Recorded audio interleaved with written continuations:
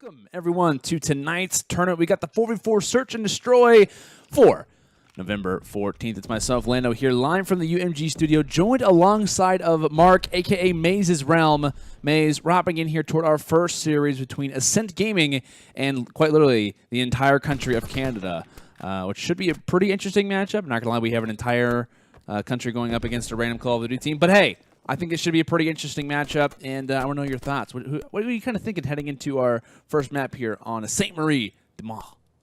Well, obviously we've got a talented roster. The Canadians have been narrowed down to just a team of 4, so that is a very big responsibility for them. But overall, right now, it has been a very good turnaround for Team Canada, as they've been able to weather the man count disadvantage early on and now make it a more favorable 2v1, but a unruly death jumping out of a window will end that round there, and well, that's an interesting way to take the lead, really. Yeah, that's rather unfortunate. You got 4. You get the entire country of Canada coming at you. I mean, who wouldn't jump out of the window at that point? You just kind of unruly. But you also got to keep in mind, Xotic technically gets the assisted suicide there at the end. So an ace in round number 1 here for John B, a.k.a. of course, as we do hop in here toward the next round. It looks like Xotic coming in with a pre-nade, shuts down Darkuhh. And if you're the side of Ascent Gaming, of course, after just losing that last round, of course, you're kind of like, oh, man, you really shouldn't have suicided at the end. We kind of lose that first one. An immediate pre-nade just waiting for you at the end of this round number 2. Definitely not the start I'd imagine the side of Ascent Gaming would like to have, especially against a very talented team like Canada, where you can't afford to make many mistakes, if any, at all. Well, you absolutely can't, and already you're starting to see a 4v2 advantage here for Team Canada once again. Neslic able to pick up one and helping his teammate Discovery set up a little bit better, but unfortunately for him, he's going to get taken down, and Neslic is not there for the trade quite yet, as he's trying to spot the players and playing his life as best as he can. Does spot one, but does not win the gunfight. That's kind of tough, honestly, especially on a map like Saint Marie de Mar. You have to make sure that you're set up to use the weapon that you have in hand to the best of its abilities. And right there, obviously Goonjar set up right behind that cover. He had the advantage going into that room, and it was very well played by him. That gunfight could have gone either way, but right now, Team Canada leads 2-0. And, this is a time where, Ascent has to figure out a way to respond with a round. They definitely do, as right now things not panning out for them the way that they had maybe priorly imagined, as it will be the side now of Canada on the offensive here, trying to get this one down, potentially on B. Of course, the preferred bomb side of the two when it comes down to this map. And it looks like Campin Coop just on the outside, waiting for this one to go down. And I got to say, when it comes down to this map, I've seen a lot of pro teams kind of focusing on that SMG presence. This is kind of the only search and destroy map, at least for now, where those SMGs are kind of preferred for the most part. Of course, PPSH, I think we end up seeing in Goonjar's hand for a time, which if anyone knows about Goonjar's history, it's the fact that he likes the AR. Seems that he has swapped here coming into this round number 3. It was kind of unruly to see him rock up with an SMG in any Call of Duty for that matter. But regardless, a lot of SMG pressure, of course, that being the fact, is that a lot of aggression being shown. Xotic just on the opposite side, able to shut down 1, so 2 versus 4, and site control is gained. They could literally go for the defuse, but it's planning for the opposite end, and an end where it looks like Discovery's going to have to watch over his teammate. He actually ends up taking down 2, but there's not a whole lot of time left. Unfortunately for Discovery, he'll shut down half. He'll even shut down 3/4 for the defuse regardless. Is it going to take place as Proto is there for the finish? Interesting round there, Maze. One that looked like it could have gone Ascent Gaming's way, but just due to the way the bomb was planted, just kind of goes to show that the side of Canada can kind of back up and play the site despite the kills that go down in the opposite team's favor. It's actually interesting to also see the fact that that was a really successful retake overall by Ascent. They were able to take full control of the bomb site. Someone jumped on the defuse, and everything looked to be going their way, except for the fact that Canada was ready and just flooded the bomb site once again and made it go their way. Goonjar with an opening frag comes in. Neslic, the victim of that. And just like that, you're starting to see that Ascent hasn't responded yet. They're not using Hunker as a basic training to try to spare their lives against those grenades. So instead, it's just first blood after first blood with those grenades.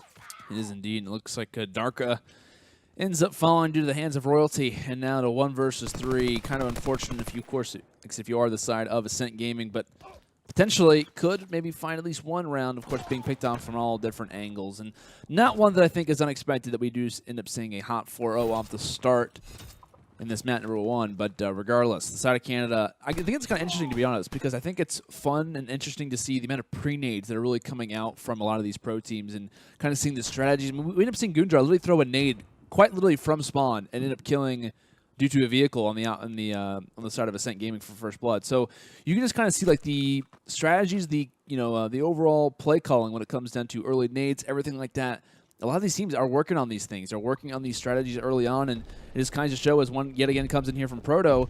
They know their stuff, and the nades, how powerful they are in this game so far. I mean, this is really going to, I think, over time as World War II does progress, it's going to be a major kind of skill gap, one that's going to kind of extend that skill gap as far as things are considered, just because if you don't know your pre-nades, I mean, as far as the game is right now, you're not going to be able to win any round for that matter unless you end up clutching up, and that's exactly what we're obviously seeing from the side of Ascent Gaming happen, is that they aren't obviously getting those hunker combat tradings, and they're not really kind of focusing on a certain site, and we're just seeing the side of Canada over and over and over again kind of outwit them when it comes down to those pre-nades.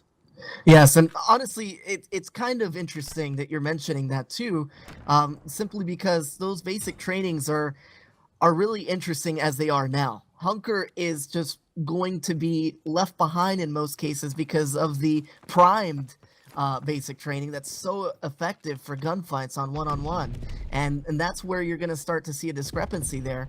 But no one's using armored as a division either, because mountain is so good to use in search and destroy. Right. So it's kind of a really interesting predicament that a lot of teams have found in search and destroy.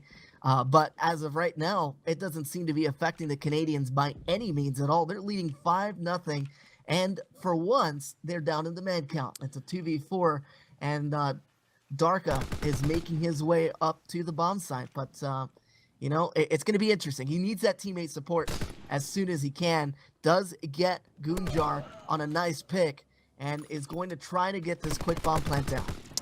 Yeah, and unfortunately for the side of Canada, not a hot 6-0, but at least one that we'll see a round number 7. But honestly, that was kind of a nice responding round coming from Ascent Gaming. I know at the end of my talking point for a second there, Maze, we were kind of discussing nade talk and how that was kind of being influential, and of course along with the combat trainings and whatnot. At least we're able to see something come out of Ascent Gaming where they're able to respond with a nade over onto that B bomb site.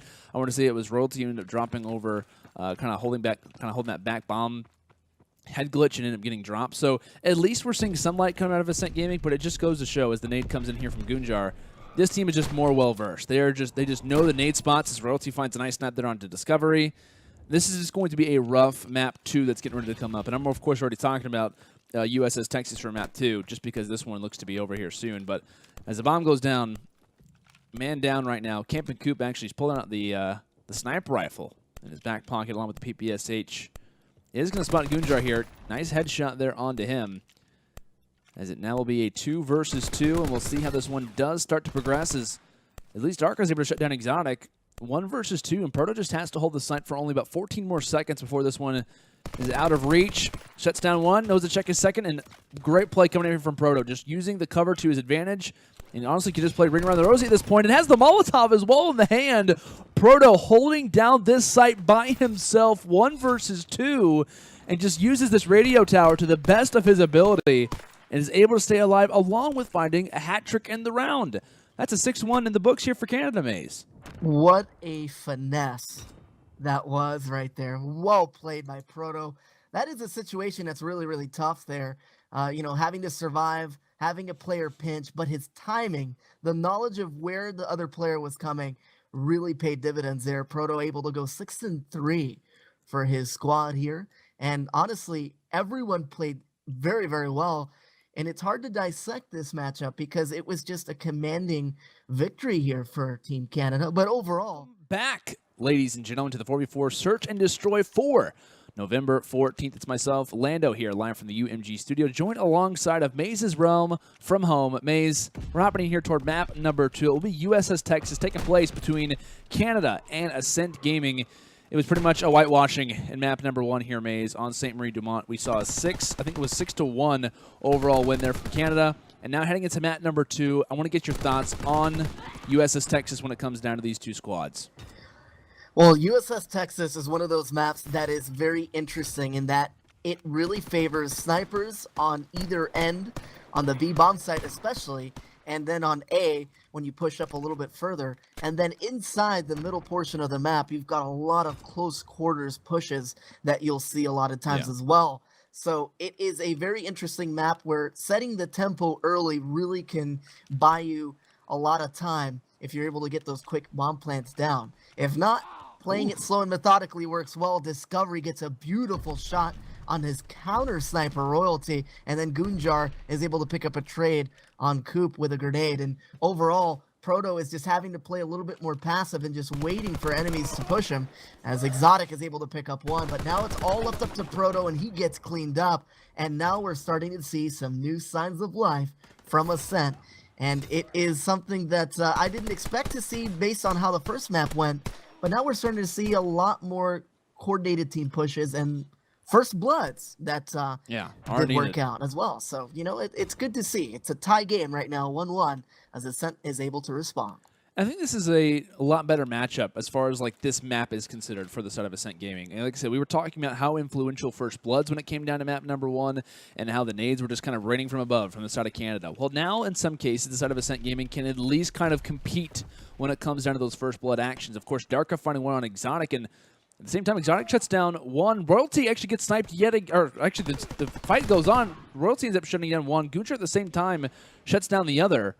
So it seems like action going back and forth, up close and personal fight, as it will be Neslic, who's able to stay up for at least a little bit longer, 1 versus 2, before he gets smacked in the back of the head to the butt of the gun.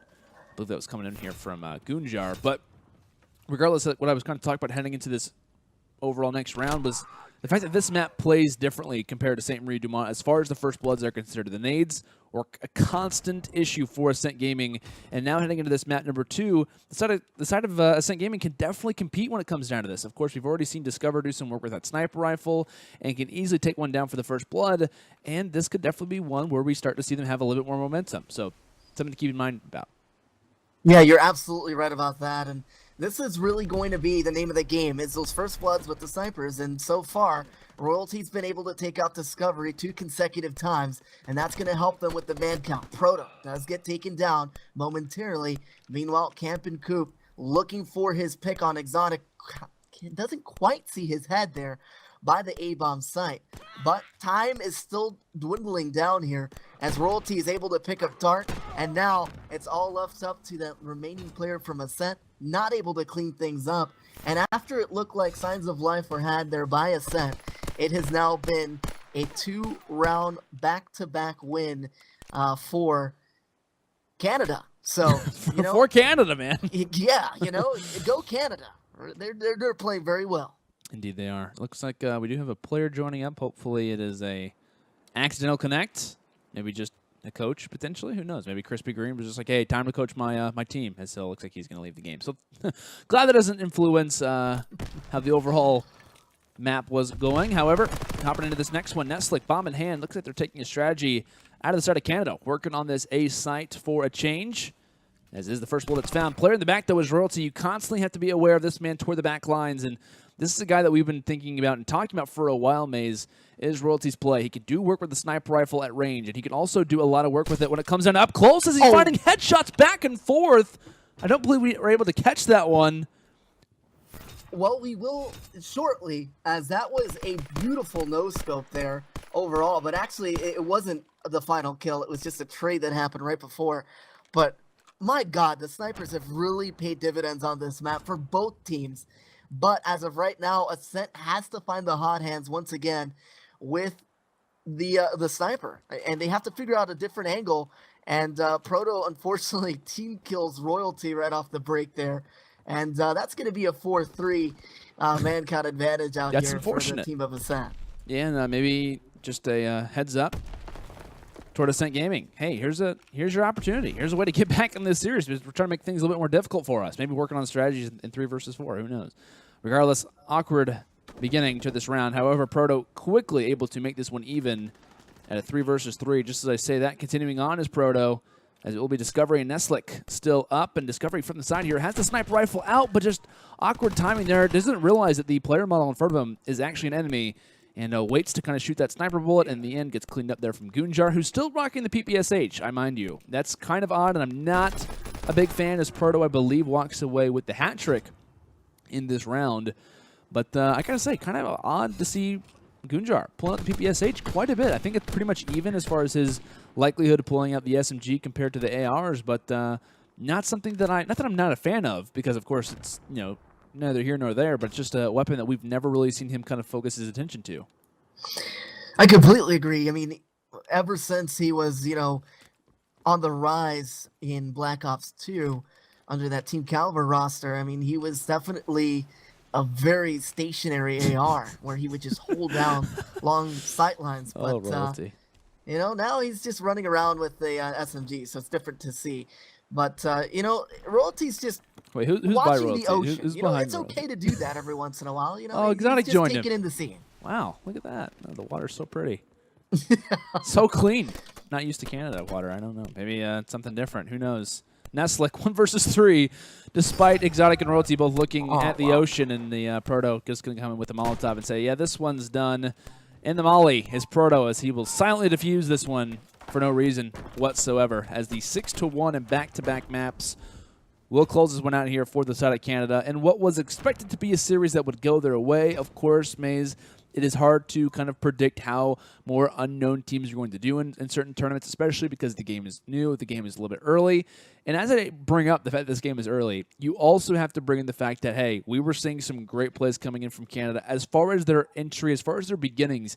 And that's something that other pro teams are going to have to be aware about. And once you kind of watch matches like this, you kind of have more of a respect when it comes down to these pro teams. Like, how are they doing, or how do they actually play when it comes into regular, you know, teams and whatnot? This is exactly what will happen. You're going to see those early first bloods make a major impact, especially because of how influential nades are right now.